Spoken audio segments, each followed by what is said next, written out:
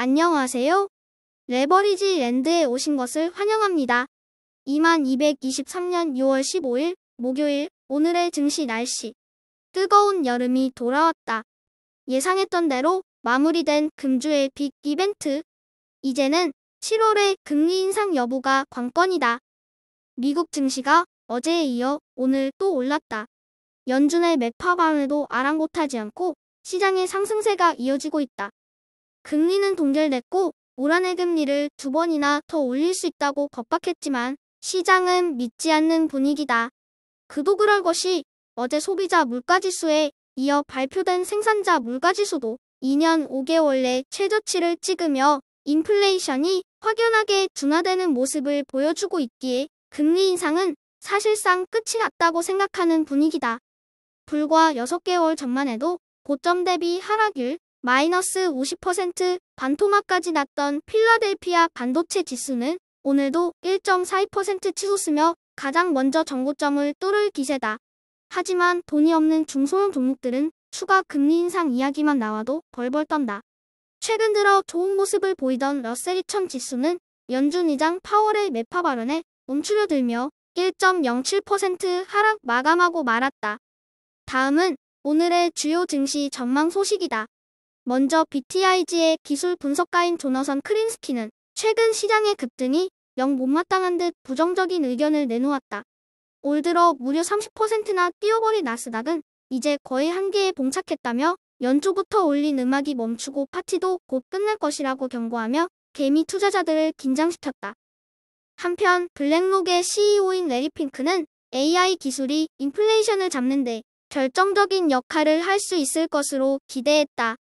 인공지능 기술이 상용화됨에 따라 기업들의 생산성과 효율성이 극대화되고 그로 인해 인플레이션도 더욱 빠르게 안정을 찾을 것이라는 분석이다. 마지막으로 와튼스쿨의 제러미 시길 교수는 어제와 오늘 연이어 발표된 소비자와 생산자 물가지수를 놓고 볼 때 인플레이션 리스크는 사실상 끝이 났다고 단언했다. 이제는 디플레이션을 우려해야 할 단계로 연준이 추가 긴축을 고려하는 것은 큰 실수라고 강조했다. 3배수 레버리지 ETF가 호랑이 등에 올라탔다. 이제는 연준 의장 파월의 매파 발언에도 흔들리지 않으며 작년과는 달리 듬직한 모습을 보여주고 있다. 하지만 대형 기술주 종목들과는 중소형 종목들은 매파 발언이 영 신경 쓰이는 눈치다. 빅테크와 반도체 종목들이 연준의 매파 발언을 불구하고 지속적인 상승을 이어간 반면에 바이오와 지역은행 종목들은 추가 금리 인상에 대한 두려움 속에 하락 마감하고 말았다. 바이오가 근심 어린 눈빛으로 말한다. 야 이거 큰일 났다. 여기서 금리를 또 올리면 안 되는데. 지역은행이 옆에서 부들부들 떨며 말한다. 진짜 무서워 죽겠어요. 금리 2번 올리면 저는 그냥 죽어요. 바짝 긴장해 있는 바이오와 지역은행을 보며 반도체가 말한다. 간들은 홍알만 해가지고 쫄기는. 장사하러 이틀 하시나? 그냥 말만 그렇게 하는 거요. 2배수 레버리지 ETF도 바이오 종목을 제외하고는 일제히 상승 마감했다. 오늘은 특히나 중국 테크 주시 웹이 5.22% 상승하며 가장 좋은 모습을 보여주었다. 클린 에너지는 1.41% 상승하며 모처럼 초록불이 켜졌고 전기차도 어제의 좋은 흐름을 오늘도 이어가는 모습이다. 3배수를 역으로 추종하는 복버스 ETF는 오늘 또 피바다다. 작년 잭슨홀의 대폭락을 추억하며 신락 같은 희망이 와르르 무너져 내렸다. 믿었던 연준 의장 파월의 매파 발언에도 기술주 종목들이 아랑곳하지 않고 오르자 이제는 망연자실하는 분위기다. 중국 애들도 곡버스를 우습게 보며 말을 안 듣기 시작하자 화가 난 곡버스는 애꿎은 바이오에게 화풀이한다. 곡버스가 바이오의 멱살을 붙잡은 채 잔뜩 인상을 찌푸리며 말한다. 이제는 니들도 내가 우스워 보이지?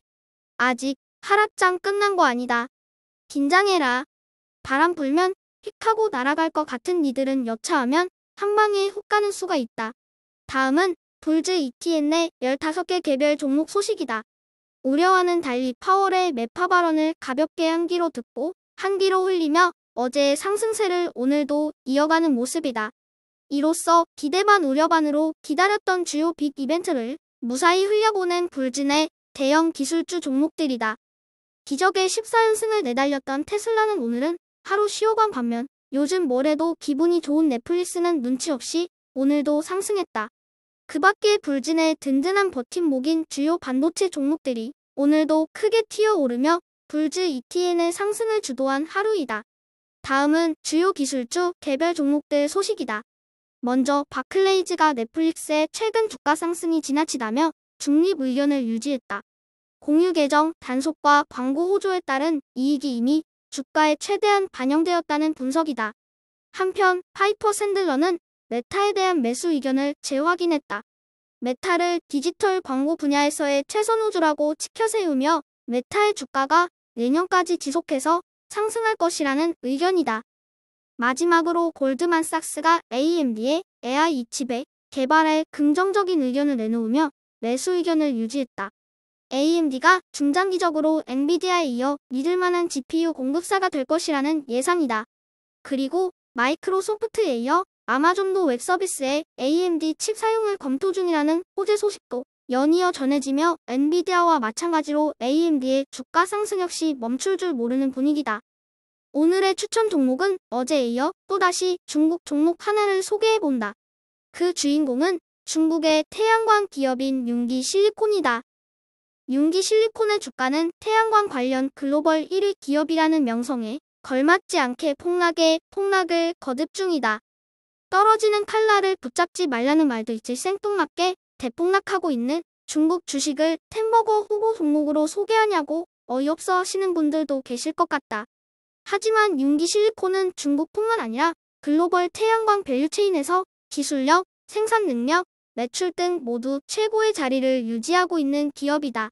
태양광과 관련해서는 전 세계에서 독보적인 1위 자리를 차지하고 있는 최상위 포식자라고 보아도 무방하다. 하지만 주가가 폭락하는 데는 다 이유가 있듯이 문제는 미국의 인플레이션 감축법에 따른 중국 기업 리스크가 첫 번째고 두 번째는 유럽의 핵심 원자 제법에 따른 중국 기업 배제 리스크이다. 지구 온난화에 대한 관심이 잠시 주춤한 요즘이지만 결국에는 인류는 신재생 에너지 쪽으로 방향을 바꾸어야 한다. 그러나 중국을 배제하고 탄소 중립을 목표를 실현시키는 것은 불가능하다고 생각한다. 최근에는 융기실리콘이 미국 내 태양광 패널 공장을 짓는다는 뉴스도 전해지고 있고 유럽과도 유의미한 협상이 진전 중이다.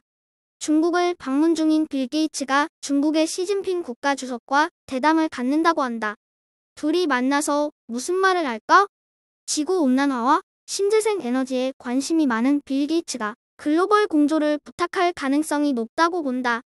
비록 4차 산업혁명 시대를 맞이하여 패권 전쟁으로 반도체 산업은 서로 날을 세우고 있지만 신재생 에너지만큼은 국가 간의 긴밀한 공조가 절대적으로 요구된다. 그리고 최근 태양광에 들어가는 폴리실리콘 가격의 하락도 융기실리콘에게는 호재다. 참고로 5년 평균 30에 가까운 멀티플을 받아오던 융기실리콘의 현재 PER은 고작 13밖에 되지 않는다. 개인적으로 융기실리콘의 역사적 저평가 영역에 있다고 확신하기에 비록 중국 기업이지만 욕먹을 각오로 소개해본다. 반도체는 엔비디아, 전기차는 테슬라, 그리고 태양광은 융기실리콘이다. 압도적인 기술력을 바탕으로 태양광 분야에서 독점적 지위를 유지하고 있는 융기실리콘을 오늘의 템버거 후보 종목으로 초강력 추천다. 앙드레 코스톨라니는 주가의 흐름을 산책하는 강아지와 비교했다. 강아지는 주인보다 앞서갈 수도 뒤처질 수도 있겠으나 결국은 경기와 기업 이익에 수렴하게 되어 있다. 오르내리는 주가의 단기 변동성에 너무 반응하지 말자. 조금 득보겠다고 4848의 타이밍을 맞추기도 힘들므로 내산만 피폐해진다. 잘 될 거라는 믿음으로 시간을 인내하는 현명한 투자자가 되자. 오늘의 영상도 끝까지 시청해주셔서 감사합니다. 더 좋은 정보로 내일 또 찾아뵙겠습니다. 감사합니다.